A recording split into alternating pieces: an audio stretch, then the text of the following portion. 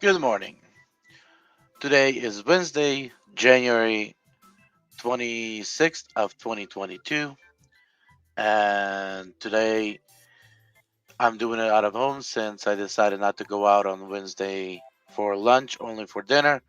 So there probably will be no dash along tonight for you guys. Maybe I'll record some as I do the dinner hour, see how it actually goes. So, topic of the morning. DoorDash barely sends any orders. By the way, first if we go to the topic, I want to actually say something. As I said in the past, dashing outside of your zone. DoorDash treating you as a top dasher. Yesterday, I had another order out of the zone, and I was getting an order after an order until I accepted an order that took me back into the zone. I got like 6 orders that I declined until I got back into the zone. Now, but at the same time, when I was at my zone after or before, I was barely getting any orders. And this is actually the topic of the day. So I so the issue is and something for me to kind of like I don't understand and I hope maybe somebody can shine some light on. Hey Gardov, how's it going? Hey, I do apologize that you're not able to dash. You know, it is what yes, the winter can be tough on some of us, especially if you're living in the areas that the winter is really harsh. So, lately, especially this week, I noticed where I might be getting 10, 20 offers for the whole day. Like, maybe one, two offers an hour. When it gets not as what I used to, it's just really, really slow. I want to actually share with you guys is let me do this. Get out of here. This is actually my yesterday's run. I made 177 bucks. I got one, two, three, 6 offers on Uber Eats, which gave me profit of 55 bucks. I had $84 worth of Doordash. One, two, three, four, five, six, 9 offers of that. And as you can see, most of these, offers I take, they're good offers, but I'm not getting as much. When it took me out of the zone, yeah, they started pouring down like crazy, just one after another. I think the fifth or the sixth is when which that I took. But when I got back into the zone again, it's like DoorDash purposely is hiding me off the platform, like as if they're putting me on timeout, invisible timeout, where I don't see it on the screen. I don't know, but I'm not getting any orders. In the past, you guys might remember I spoke about uh, DoorDash loves to put us to categorize us. And I think I got myself with categorizing to a point where they no longer know what to send me. And since they do not have a lot of large orders, and those orders they do, they send out to the top dashers. And when it's anything that's left over, that's when I'm getting because yeah, I'll get maybe one or two 225, maybe two, three of $3 and $4 orders, and then rest of it is just five and more dollar payout orders, but they're just coming in so rare and so slow.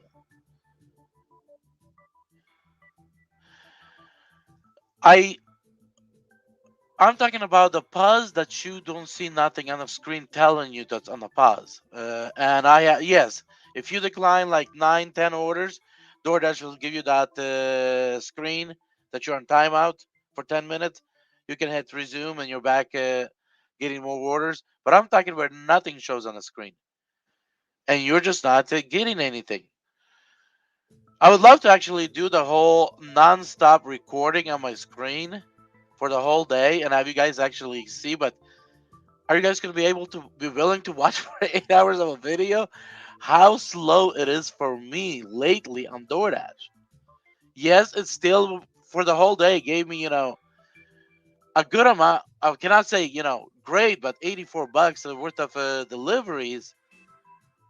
But I'm talking probably out of the 20 offers total that they gave me. So yeah, so that's just not norm. You know, I don't know. Just maybe it's norm. I just having a hard time getting used to the top dasher. But going for the whole month, and today is what 26th. For me, it's kind of weird. Where very rarely I'm getting. I am getting, and you guys can see. Great offers: 11.50, 9.50, 7.25, 10.64, 14.50. 725, 725. And again, some of these offers, let me actually do something else. Uh, I'm not going to do it right now. I was thinking of actually going into screenshots and looking because I know one of these were $6 offer. And they turned to 621. Another was 625. Uh, I think this one was double. And I think this one actually I do have a live stream dash along, so you guys can see that one. So the first three or four you guys can see on those, and then this was a double as well. I just record. No, this was not a double. Man, I really need to. Let me go on my phone. I can do that on my phone,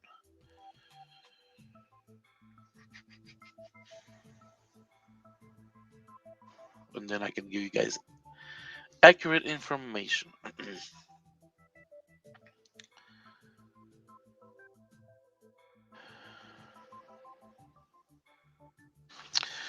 Okay, the 725 was actually offer was 650 for 3.6 miles.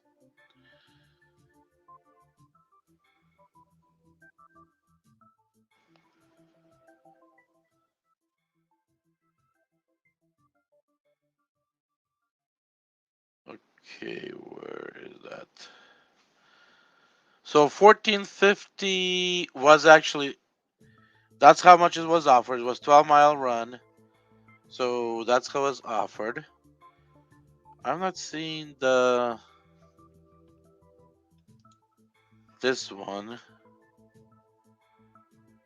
I do have I have two. Okay, so I guess this was Old Charles double order for $10. It turned into a $12 order.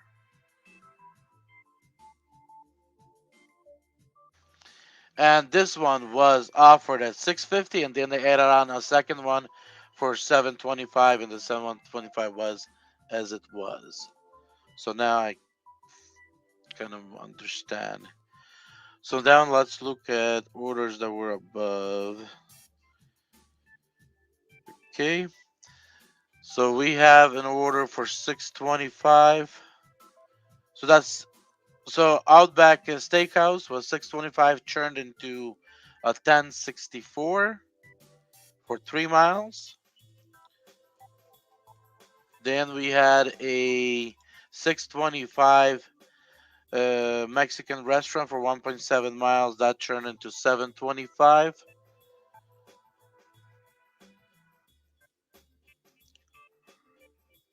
Then we had a $11 double from Vinaigrette Salad and Kitchen. Double order for 11, 5.2 miles. So the first one was $5, and then the second one turned into 9.50. So that was the that. And then the first order of the day was nope. Okay. I do not have a screenshot for this order. What was the offer? the first order of the day. I didn't take a screenshot of that one, so that's what it is, guys. So yeah, I'm not getting a lot of offers, but offers that I'm getting, there are more of a decent and something that I'm also when an offer comes in and I decline orders not big enough. Instead of mileage or anything else, order not big enough unless order is good, but I do not want to go to that store or or whatever might be store related. Then I'll say I don't want to go to the store. I actually had I have some of those shopping offers. I'll select I do not want to go to the store. So actually selecting a right category might actually mean as well as trying to get yourself categorized with the Doordash where they might send you a certain type of orders. And I think that's actually where I got myself too, because everybody's, selecting that first option. The distance is too far. And then you start getting, shorter distance, but you start getting $2, $3 offers. Selecting the order too small, I start noticing I'm not getting pretty much a lot of orders at all. But majority of those orders that you guys have seen, and I just shared with you, are a lot better orders. I wish I could have a lot more offers than with amount of orders they're sending me. If I could get more offers, and those kind of good offers, I can probably churn a day into a 250, 300 instead of an 84. So just wanted to share with you guys. Wanted to let you guys know what's out there and what am I running into. And I would like you guys to confirm those things for me as well and say, hey, are you guys seeing the same thing as well as not a top dasher in your market? I know uh, a lot of people complaining we're not getting as much orders. Clients are not ordering. Customers are not tipping as well as they used to. And, and maybe that's one of the other reasons why I'm like seeing a lot of orders because there's not a lot of good orders for them to send me. But also check out, and I would like to confirm you guys when you guys get an order out of your zone. If you do not change zones, how does DoorDash treat you? Does DoorDash also treat you where they start sending you order after an order to get you as quickly as possible back into the zone you came out of? So would like to get a feedback on that as well. So otherwise, guys, be blessed, be successful. If it's safe, go out and make the money. If it's not, look around and see what you can do in the meanwhile, so it can be profitable for you. I just recently had a conversation with a neighbor. She's in early 70s, and when she said she's only getting $840 from government to for Social Security, I'm like, wow, this is impossible. But $800 to survive. So I started, talking to see, what is your strength? And she's like, I don't have any strength. So we started digging in, and we realized that she's a good cook. So I said, hey, you lived in the town for X amount of years. You know a lot of people in town, as well as you have a lot of people of that's in live in town on your Facebook. Start talking to people. Maybe you can cook for people. When my financial situation was better, I would have loved to actually order from somebody private and actually order from a restaurant because people that prepare privately, and if they love what they're doing, that food is cooked with love. And I'm not a cook. My wife, don't. She, she's horrible at that. So my wife used to be. She's horrible at was cooking it. So there was not an option there. So then babysitting, dog sitting, dog walking, and I started talking to her, giving her some ideas because she's not a computer person. She's not a as much of a phone person other than just a Facebook. Not a lot of skills. She said, I can clean home. So I said, me as you start building these clients, as well as recommended her one of the apps. Give you guys the name of that. Handy for pros. Also gave her the app, said, hey, register for that. Maybe you can do some cleaning. Uh, so yeah, she went home with the excited, started thinking on some of the ideas. So you guys can always find something to do in the meanwhile. The only question, are you going to willing to do it? For some of you guys might find this, side gigs that might pay you so good that you're not going to say, I'm not going back to DoorDash. DoorDash is going to be only for my emergency on my nights when I have nothing scheduled else to do. So, think what is your strengths? What are your capabilities? And then see how you can churn those into reality. Because at the end of the day, there is a river of money flowing among us at non-stop at all time.